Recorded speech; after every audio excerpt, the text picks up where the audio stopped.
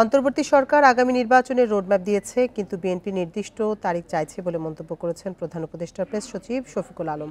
বলেন, সরকার আগেই বলেছে স্বল্প সংস্কারের পর ডিসেম্বরে নির্বাচন দেওয়া সম্ভব।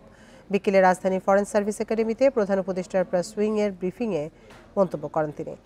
বলেন, নির্বাচনকে কেন্দ্র করে সব রাজনৈতিক দলের জন্য লেভেল প্লেয়িং ফিল্ড নিশ্চিতে কাজ করছে সরকার। পিরোজপুরের ডিসি অফিসের মাধ্যমে 5টি বাস রিকিউজিশনে অন্তর্বর্তী সরকারের ভূমিকা নেই জানিয়ে তিনি বলেন, জুলাইয়ে হতাহতদের পরিবারের অনুরোধে ডিসি তাদের সহায়তা করেছেন। নিত্যপণ্যের মূল্য কিভাবে সহনীয় করা যায় তা নিয়ে সরকার কাজ করছে বলেও জানায় প্রেস সচিব। নির্বাচনের রোডম্যাপ কিন্তু দেওয়া হয়েছে। বিএনপি যেটা চাচ্ছেন হয়তোবা যে এক্সাক্ট একটা ডেট চাচ্ছেন। ইন্টারিম গভর্নমেন্ট বারবার বলেছে যে নির্বাচন এই বছরের ডিসেম্বরের মধ্যে। পলিটিক্যাল পার্টি চান যদি আরো কিছু রিফর্ম হওয়ার পরে ইলেকশন, সেক্ষেত্রে আরো 3 মাস এটা দেরি হতে পারে।